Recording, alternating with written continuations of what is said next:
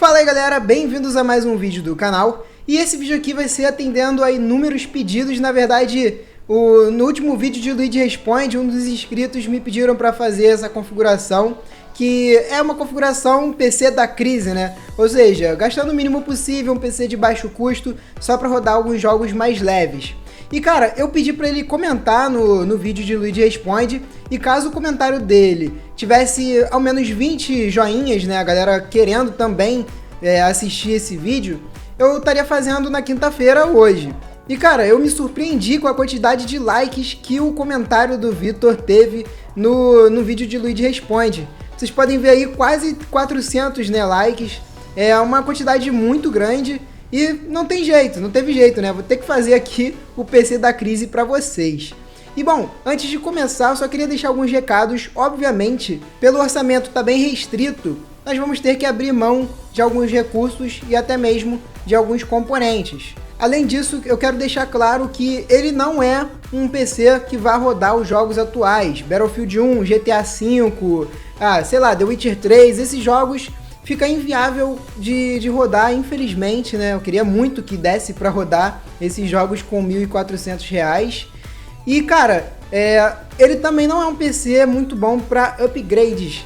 Então, se caso você está pensando em comprar ele, para depois colocar uma placa de vídeo top, trocar de processador para um melhor, ele não vai ser o computador muito recomendado para isso. Claro que ele tem, sim, alguns upgrades possíveis, mas não é o mais indicado para quem está buscando aí no futuro fazer um upgrade e melhorar a máquina para poder rodar esses jogos atuais. Eram esses os recados, eu espero que vocês gostem e vamos aí aos componentes.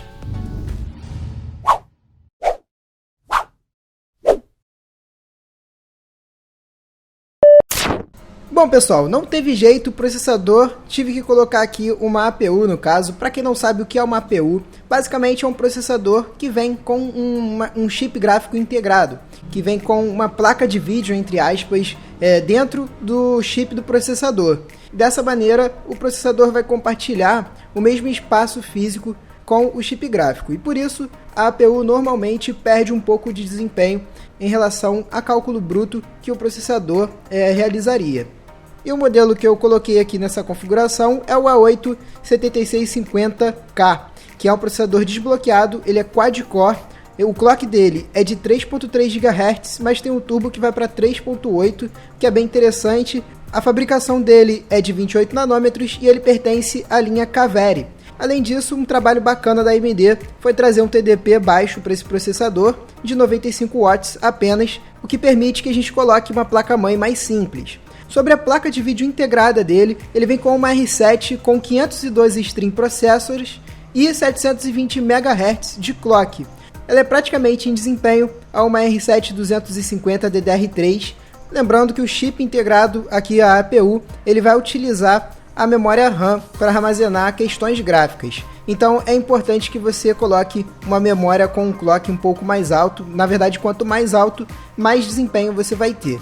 Eu tentei achar teste dessa APU, encontrei alguns vídeos aqui no YouTube, facilmente vocês conseguem achar. E também achei um teste de um site chamado Anantech. Só para exemplificar, eu vou deixar um gráfico aí passando na tela. Esse gráfico é do jogo Middle-earth Shadow of Mordor, um jogo de 2014, mas não deixa de ser um jogo até pesado. Esse teste ele foi feito em resolução 720, no caso HD, e com gráficos todos no mínimo. E caso vocês queiram ver mais testes em outros jogos, eu vou estar deixando aqui na descrição o link para esse review no site Anantech. O preço dessa APU está saindo em média uns R$ 420 no mercado brasileiro. É um valor bem próximo do que a gente encontra do FX 6300.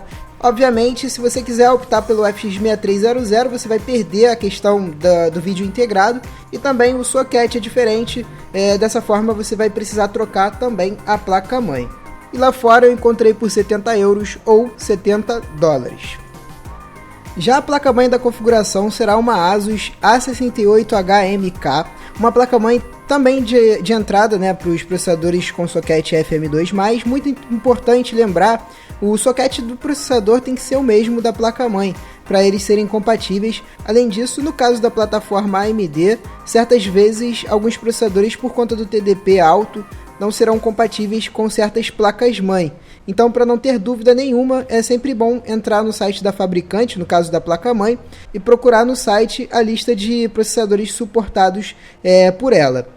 Bom, como eu falei para vocês, é uma placa-mãe básica, ela vem com o chipset A68H, e apesar de ser uma placa-mãe básica, ela vem com alguns recursos bem interessantes que me fez até optar por ela e não por outros modelos que eu encontrei no mercado brasileiro.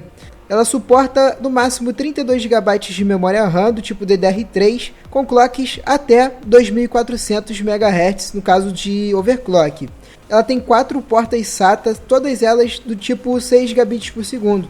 Então você vai poder colocar aqui SSD tranquilamente, sem ter gargalo. Além disso, vocês podem ver aí nas imagens, próximas conexões de áudio, que fica ali no canto inferior esquerdo da placa-mãe, o circuito responsável ali pelo áudio é todo isolado do restante da placa-mãe. Isso permite ter um áudio mais limpo de ruído. Claro que também é importantíssimo ter o aterramento na sua residência, porque isso também pode gerar um ruído no seu áudio. Outro diferencial dessa placa aqui para os demais modelos de entrada é que ela vem com uma porta DVI na parte de trás. Isso já nos permite trazer aí uma qualidade de imagem digital que é bem superior ao VGA, que também tem aqui, né, disponível nessa placa, caso você tenha um monitor que só tenha o VGA. Para quem não sabe, o VGA é aquele cabo que tem a ponta azul e o DVI é aquela ponta branca.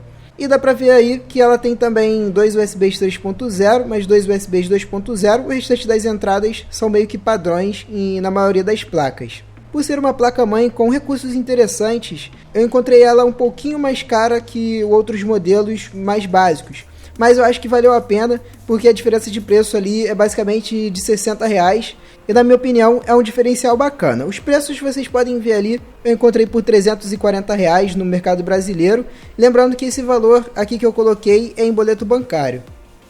Para a memória RAM, vou colocar aqui apenas um módulo de 4 GB, 4 GB de memória, você consegue rodar a maioria desses jogos leves sem nenhum problema. Importante frisar novamente, colocar uma memória com clock um pouco mais alto, nesse caso aqui eu escolhi um modelo de 1866 MHz, isso vai auxiliar no desempenho do vídeo integrado da APU. Essa memória eu achei por um valor de R$130, e lembrando que no futuro você pode acrescentar mais um módulo, totalizando ali 8 GB. Para armazenar os arquivos, eu coloquei aqui um HD da Western Digital. Ele é um HD que tem 500 GB de espaço, bem simples, é um SATA do tipo 3,5 polegadas, um HD convencional, daquele tamanho convencional. Algo bem padrão, eu achei ele por um valor de R$230, lembrando que você tem a opção aqui de trocar o HD por um SSD.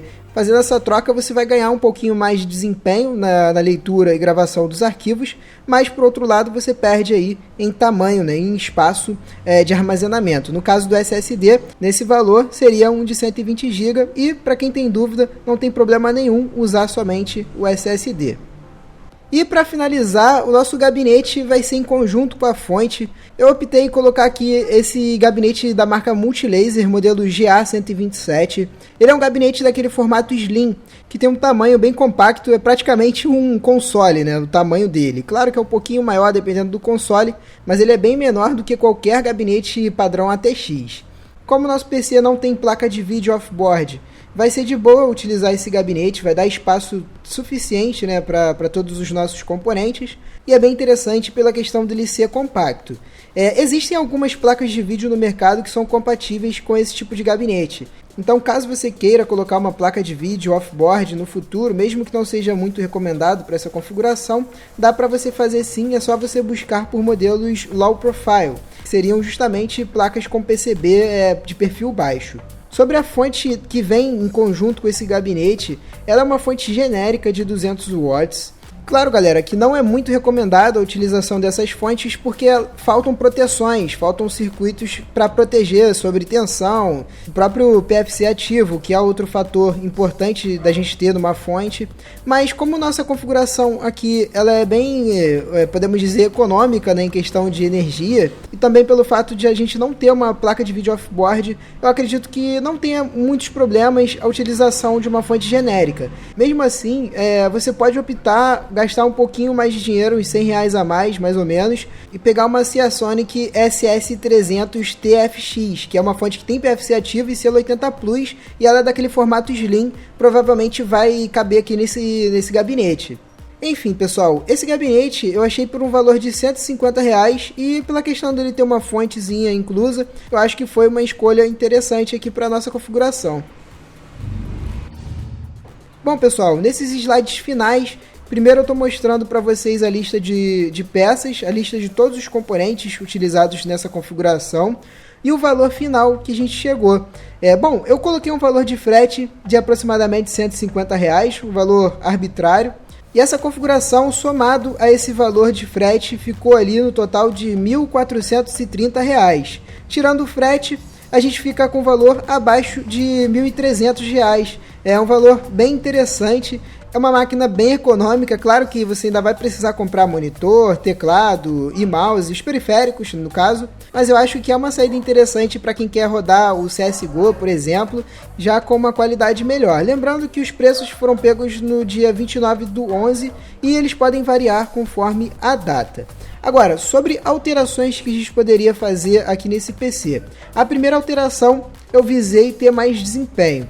E a troca que a gente poderia fazer nesse upgrade é colocar um processador mais forte, né, uma APU mais forte, um A10 7890K, e a inclusão de mais um módulo de 4 GB de memória. Fazendo essas alterações, acredito até que dá para colocar uma plaquinha de vídeo off-board aqui, porque o processador ele é um pouquinho melhor, mas isso fica a critério de vocês. E o valor total novo ficou ali de R$1.860. Agora, para poder economizar grana, dá para montar uma configuração mais barata. É só a gente trocar o processador e a placa-mãe por produtos inferiores. Obviamente a gente vai perder bastante em desempenho, principalmente pela questão do processador.